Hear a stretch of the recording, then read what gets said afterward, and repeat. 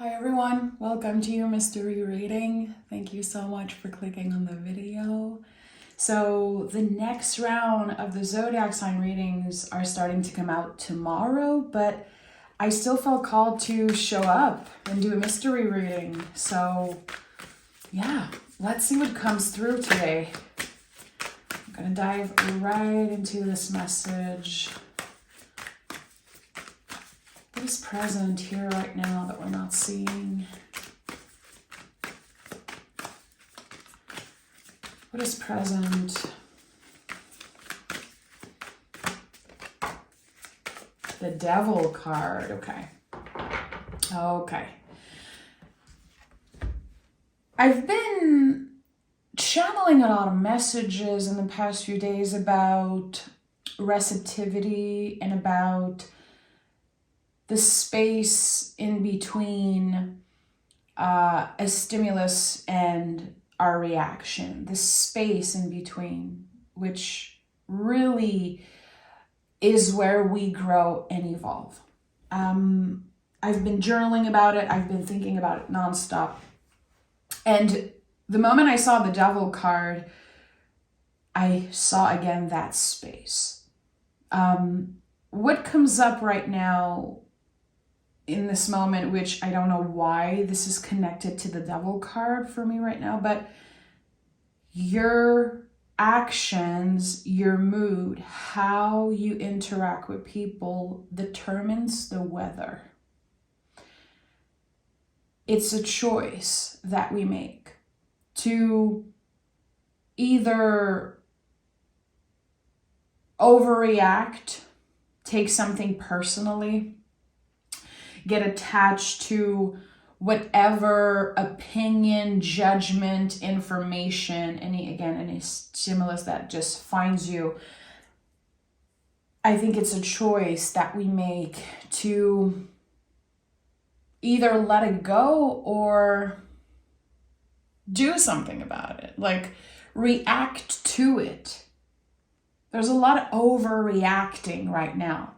And it's weird. I feel like the Devil card is just associated to that in this moment. We always see the chains on the Devil card. The chains that are keeping us from living to our full potential. Devil spelled backwards is lived. I always go back to this because I really feel like the Devil card is teaching us how to stop living our life backwards. To stop responding from a place of fear. To stop reacting from a place of deep wounding. And there's a lot that we have to unlearn to get there. And a part of it is our choice. We choose to take accountability. We choose to, apologize if needed. And we can choose to take space, to give ourselves a little bit of space, to distance ourselves from what happened in order to have a different perspective, in order to digest the information. I think that with this card as general energy, and especially with the eclipse that's coming up in the next few days, which is on the new moon, it's just like such a powerful day. The eclipse will do part of the work. It will clear out a lot of old beliefs. It will clear out a lot of things that you've been struggling with. And the new moon initiates some type of new beginning. So, setting an intention. I want to be more patient with myself and others. I want to give myself time and space when needed instead of, again, overreacting, adding fuel to the fire. I want to reconnect with my body. I want to choose what feels good instead of what looks good. There are so many other things that I can name here. But setting an intention that is connected to your own personal evolution, because the eclipse is not a time to manifest. It's not a time to do any type of spell work and call in something and have a grip on something. It's probably the worst time ever to do this. But setting an intention about something personal that you want to change. And when we are changing things, our ability to change things, that is empowerment. This is what empowerment looks like. The ability to create change. So we are, as a collective, invited to change, but it's deeply, deeply personal. I don't think it's about the material. I don't think it's about the way we look and any type of, external validation. I think that it's a very, very profound journey that we are all on as individual. And the work that we do individually is impacting others. So there's a lot that came through here just with this one card. The Devil card is Capricorn energy. So it's drive, it's determination, it's patience, it's dedication. It's all things that we can use to our advantage, that we can practice being in. Okay, tell me more about this.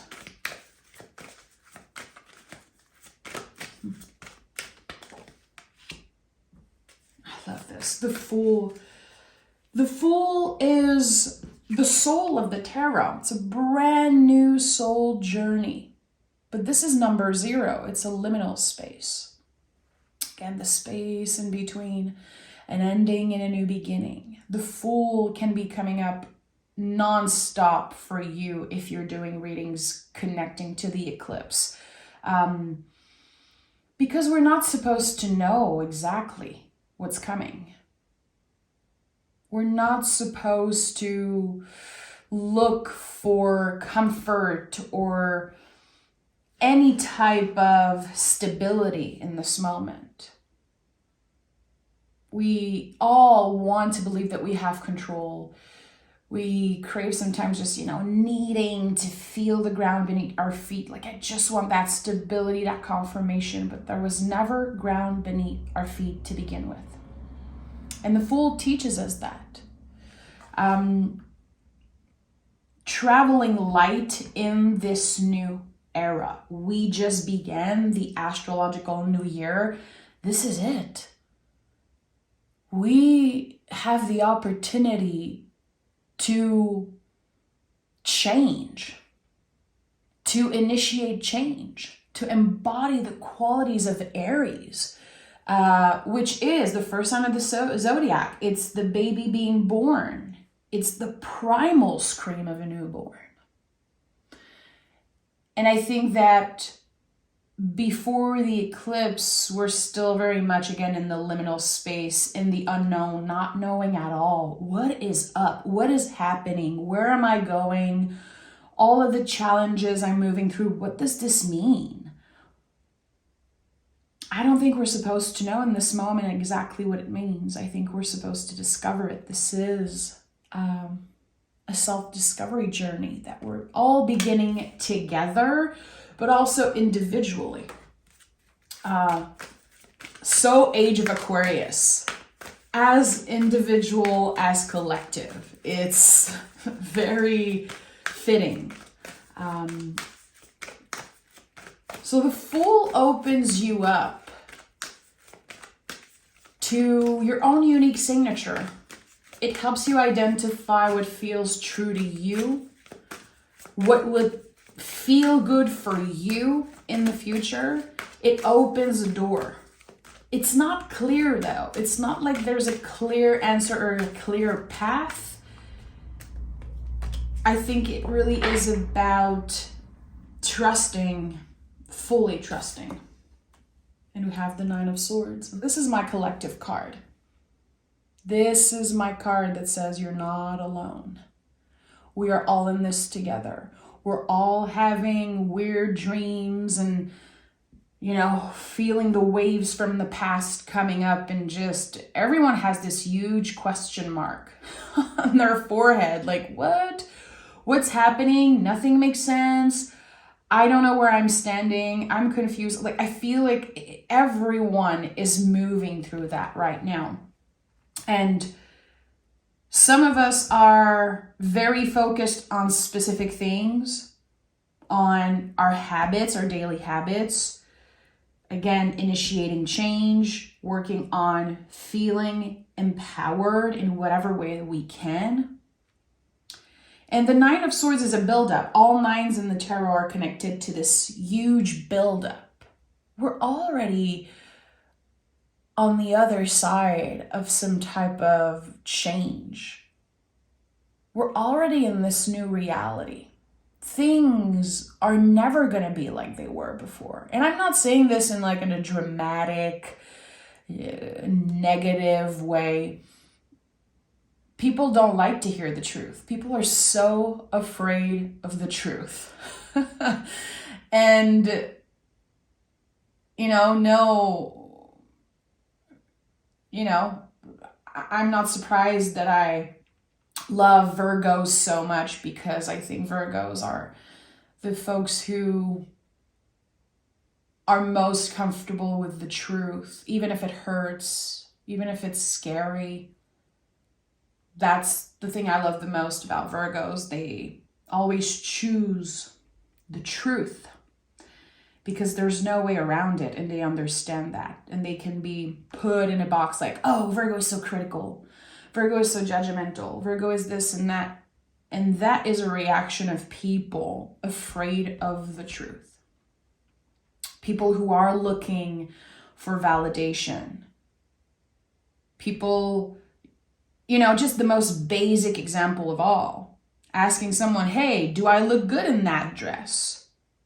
And if any other answer than yes triggers you and makes you feel pissed, and it confirms how there's a preconceived idea, there's expectation. And I really noticed this throughout the years. People don't like the truth. So honoring your truth, committing to discovering what is true to you in this moment, is a radical act of self-love. It is almost like a rebellious act to choose to sit with your truth, to open yourself to, again, discovering new parts of yourself. To not put yourself in a box, to not choose a side, to say, I'm open, I'm curious, and I want to open myself to multiple truths at once. And that's not easy. It's not easy, especially in the times that we live in. People really want to pick a side. People are looking for someone to blame and to hate. And it's very easy to do that right now. People in the position of power are so easy to hate. And celebrities and people who put themselves out there. And people are looking for someone to hate and to judge because it's way easier to abandon yourself and to not sit with the feelings. And I think that more than ever, we are invited to sit with our freaking feelings. It is uncomfortable. It is messy. It is not cute.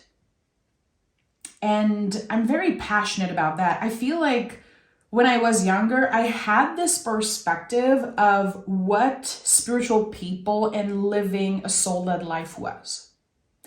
It looked almost bubbly. It looked just comfortable and sweet and fun and magical.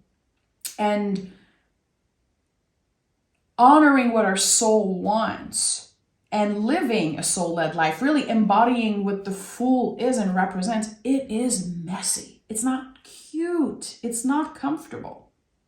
It really is hard to navigate uncertainty, and that's what the spiritual life is. It's understanding that, again, there was never ground beneath our feet to begin with, that there's no control. And here we have the Four of Wands and the Ace of Wands. Probably two of the most magical cards in the whole tarot. You guys know, if this isn't your first time, you know how much I love the Four of Wands and the Ace of Wands because of their magic and because of the perfect timing they represent. The Ace of Wands is the green light of the tarot. It really feels like whatever your heart wants, it's a yes. The universe is saying yes. Try it. What do you have to lose? Honor it. And the Four of Wands, and all fours in the tarot are like a cosmic fort. They say, okay, this is where you need more comfort.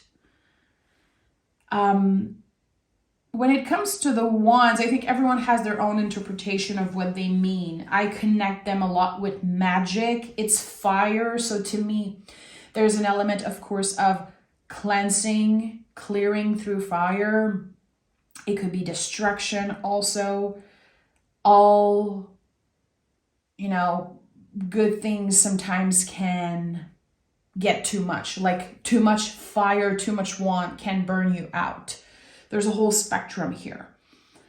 Creativity. But I feel here with the Four of Wands, again, the sense of what empowers you. Are you feeling empowered in the present moment, or are you feeling frozen by fear? Are you feeling stuck? Are you like the person on the Nine of Swords card, or are you feeling hopeful, excited, and motivated for whatever is coming in the month of April? Huge energetical changes are coming, and we are preparing for that right now. We're all going through some type of reset. We all need to fully recharge.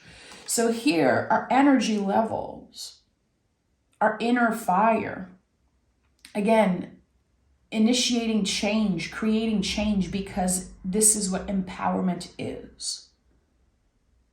To trust your own magic, to trust that your intuition will guide you each step of the way, even if the world is on fire, even if things are scary, things are unpredictable.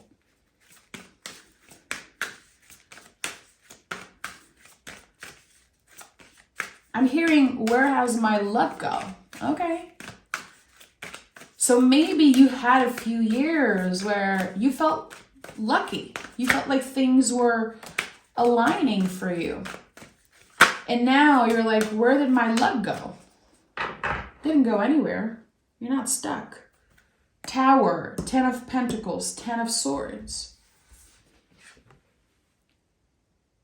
You are moving through this massive threshold right now in this present moment. We are all on the other side of a big, big transformation.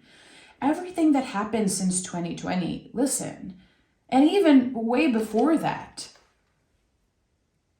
we are all changed. We're all different. We had to let our old self die, our old life die, in order to start fresh. And being really kind of on the other side of this transformation, we're literally coming out of a cocoon here. And the butterfly is not just going to fly away. Its wings are wet. It's going to take time. It's going to take a lot of adaptation, a lot of flexibility. And the 10 of Pentacles at the heart of this reading, so much flexibility when it comes to the Pentacles. They're really adaptable. They're receptive. They're malleable. They change form. They morph into something different. And here with the 10, we are letting go of old beliefs about ourselves, the things that we inherited from our caretakers, what they inherited from their caretakers, and so on and so on. The beliefs that feel so true that we don't even know who we are without them. This is how profound this is. This is rediscovering who we were before all of this. That's why the Four of Wands is here. It wants us to reconnect with our magic. It wants us to go back, to the Fool, zero, who we were before we were born. Okay, someone's driving like a crazy person. Oh my goodness. It always makes me laugh because my street is like,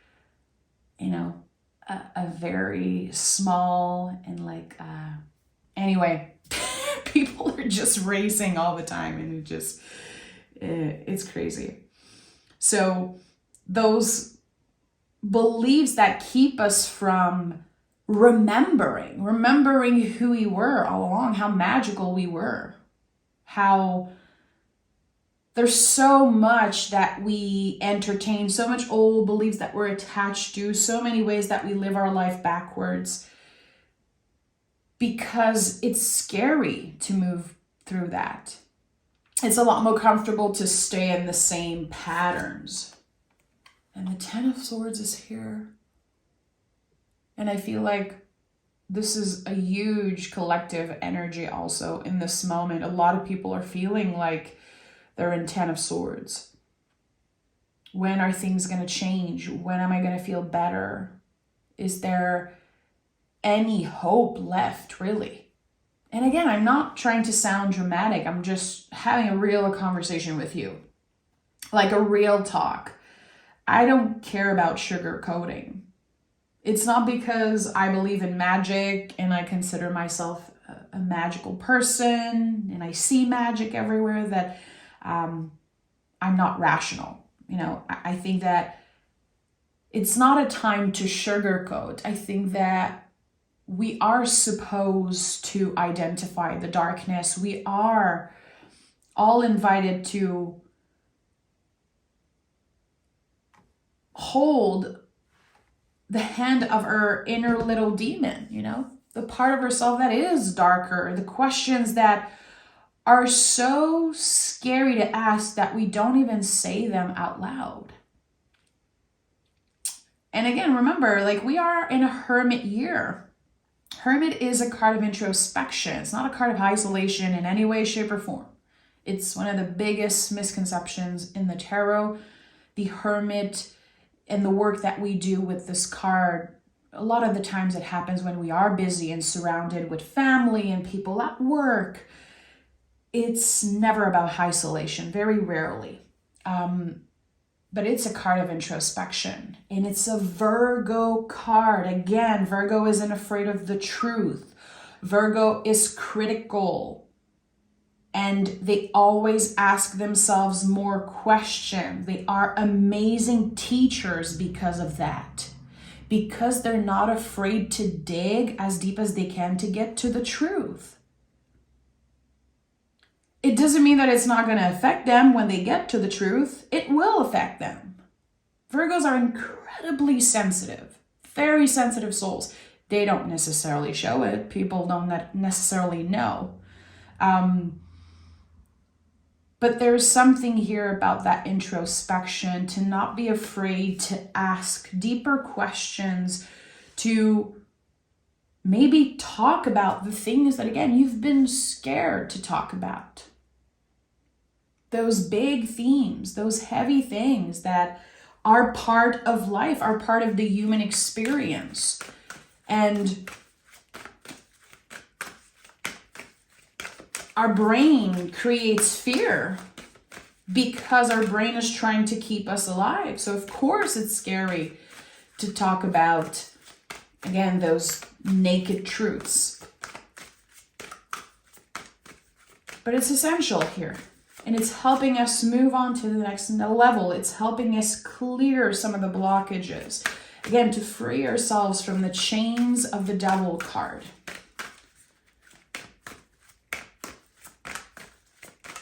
Tell me more.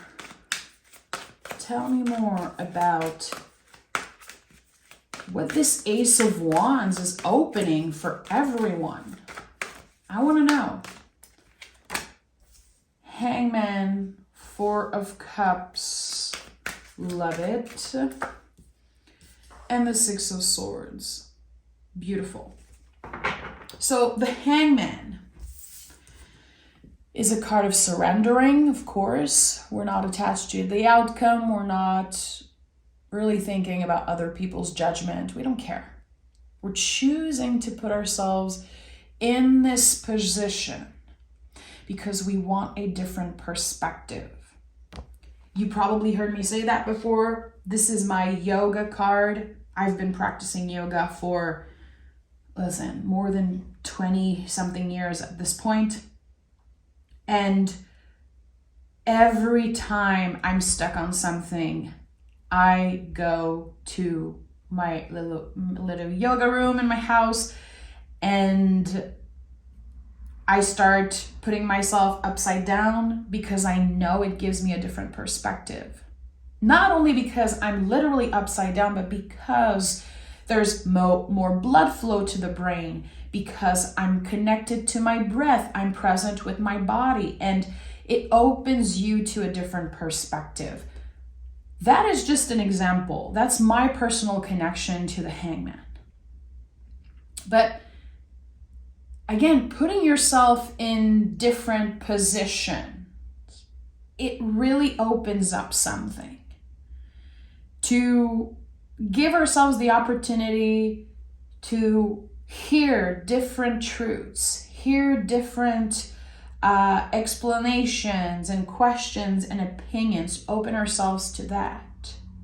And to give ourselves some time to digest and to make up our own mind about what we believe, what is true to us, but we have to experience a little bit of discomfort to get there.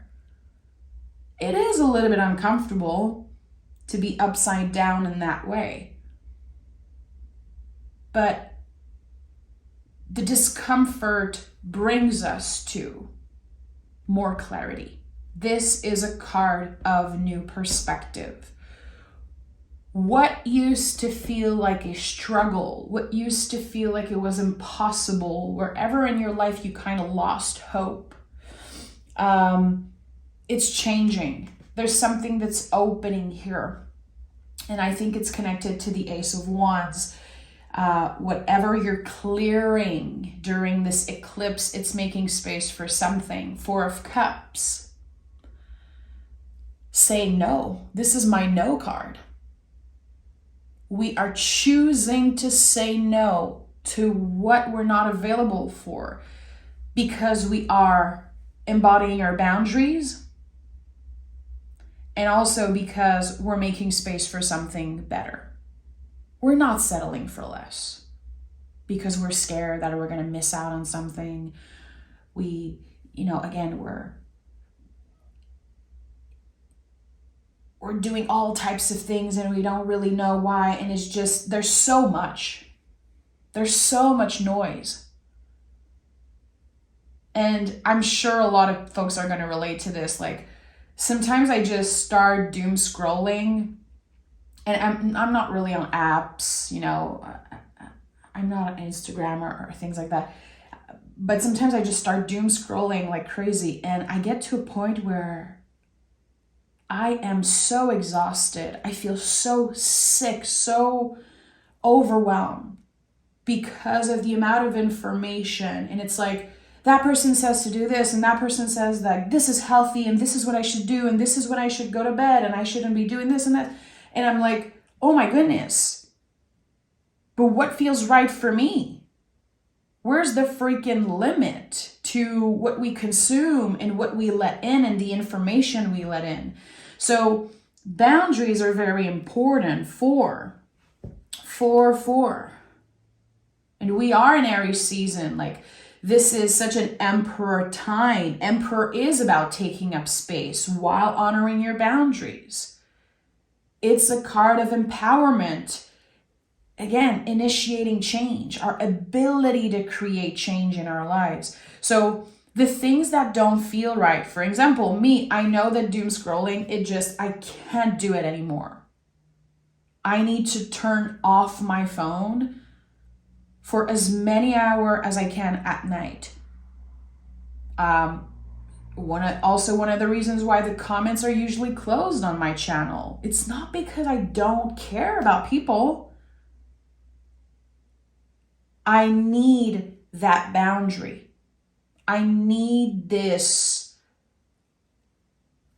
clear boundary for myself. And I had to test it. I had to try different things. Sometimes I open the comments and I give access to people because it feels right, because I'm available for it emotionally and mentally. But I feel like it's so hard to do this and to, again, take empowered steps because we're so afraid that other people are going to take it personally. People are going to get hurt. Right now, it's not about how they feel. How they feel is none of your business. You have to check in with yourself. You have to do what's uncomfortable in order to evolve and have this new perspective. And the Six of Swords confirm that we're moving out of something. We're bringing all of the swords with us, all of the lessons, all of the tools. This card really recently has been showing up for me, and when I'm journaling, the first thing that comes up is, I know enough. Right now, I have enough information. And I have a Venus in Gemini, I have a Jupiter in Gemini, I have a few placements in Gemini, and I'm the type of person who never gets enough information. It's my favorite thing in the world to look things up in books and listen to podcasts, and I want to know everything. I need to know why people do certain thing and what are their intentions and where does that come from? It's really an obsession. And I think a lot of people are that way. We need more. And at one point, the Six of Swords is like, you know enough. You're going to have to take a break and to dig very, very deep within to, again, connect with your truth. Because we are so disconnected from our truths because we absorb everyone's belief and opinion, and it changes us. It changes us as a society, and there are proofs of that. Just think for a second about maybe not my generation. I'm 35 years old, but like my generation and the generation right after me, how influenced they were by people on social media changing their bodies and showing like their plastic surgeries and all that types of thing. Like, everyone do what they want to do. There's no judgment on my part, but you can see like clones, people all looking the same, people looking like that celebrity or that influencer. Because again, it's like we recreate what we see. There's the trends, there's the culture, there's the generations. And at one point we're like, who am I? And we've all been victims of that at one point. I know I was. And of course, again, it's like, it's part of the cultures, it's part of the times. My generation was, and my group of friends and where I come from, it was all about tattoos, and it was all about hardcore music, punk music, and our styles, and, all the crazy things that you can do with your body. There was like this thing, and it was all influence. Because we would see people do it and we would recreate it. And I think that sometimes, again, we completely forget who we are because we're so influenced by people that we don't even care about, people that we will never meet. They don't mean anything to us. But we're looking outside of ourselves for answers and validation, especially with social media. And I think that there's really an epidemic of people who have no idea who the hell they are. And last year was a strength card year, and this year is a hermit year. And I really believe that we unlock something. We're reconnecting with the truest part of ourselves. It really is a journey of the Fool that we're on, going back to us. And it's a very challenging journey. It really is. Again, it's not cute. Spiritual work is not cute. It's not. I know that people online loves to show like the cute part of it, and look, I'm picking cards and I'm lighting up candles, and it is so messy to change. It is so scary to get to a point, and you will get there eventually, and chances are you've been through this already. You get to a point where like 90% of the people in your life just don't feel right anymore. Even the people that you considered family, the people you consider like your closest friends, you get to a point where you're like, oh my goodness, they don't hear me, they don't get me, or vice versa, and I've outgrown this relationship. It's scary. Sometimes we feel like we're losing ourselves, but we're not losing anything. It's the cost of a new life. Your new life will cost you your old life. And this is such an important quote. Your new life will cost you your old one. And we have Sekhmet, courage, trust, and shadow work. Beautiful. I love this. This is connected so much to the lion. And let me read the booklet for Sekhmet. Sometimes there are very specific message in the booklets. And I love that one. This is the Moon Witch Oracle. Sekhmet is the Egyptian goddess of war and destruction. She is the daughter of Ra, the Egyptian sun god, and was once called the Eye of Ra. Egyptian mythology tells the story of Ra's attempt to punish humanity by sending down his daughter in the form of a lioness. It was only when she reached Earth that she became Sekhmet, a name which literally translates as the powerful one. Sekhmet is a lioness. She is fire, she is courage, she is bravery. Though Sekhmet is not considered a moon goddess, her dual nature is deeply connected to the moon. In fact, the ancient Egyptians believed that Sekhmet took over the sun during the day and gave birth to the moon at night.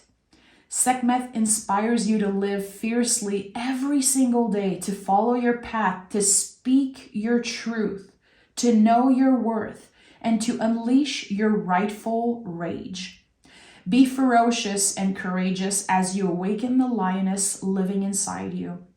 Sekhmet also reminds us of our dual nature, our femininity and our masculinity, our love and rage, our joy and sorrow. We are a complex being, and we do not have to choose between one extreme or the other. All of it can live within us at the same time, and it is okay. As a dark goddess, Sekhmet helps with shadow work. She can guide you to the darkest parts of your soul. All you have to do is ask her for help. Sekhmet is always here for you.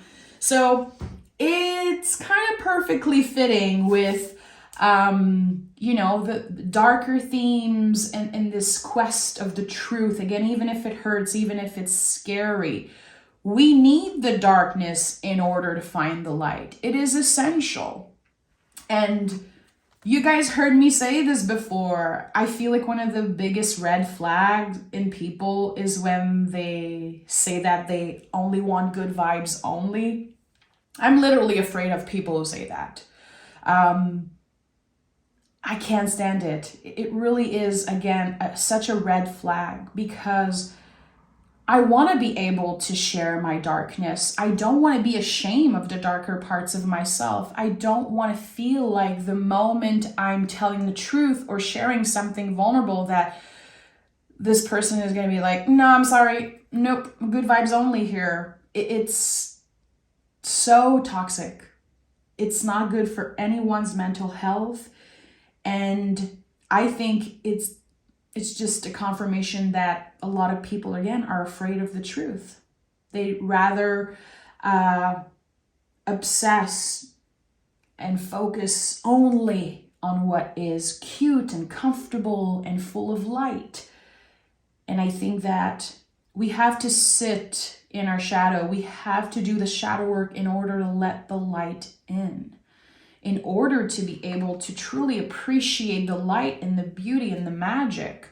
It's all about balance. And I think that right now, in the times that we live in, oh boy, we're so out of balance that people dislike the ones who are honest and the ones who are, again, more balanced and open to multiple truths. Others are going to be so afraid of that. And I think that, fear shines a light on a lot of, again, what is the problem there? So notice within yourself when you're obsessing over one specific thing where you are not flexible at all. We have to be flexible and adaptable. There's not just one way. There's the whole spectrum. It's not an easy path, but it's the path. Our challenges and our darkness, it's not something that's disconnected from our path. It's the path, baby. I'm sending love. Thank you for being here, and I'll talk to you guys very, very soon.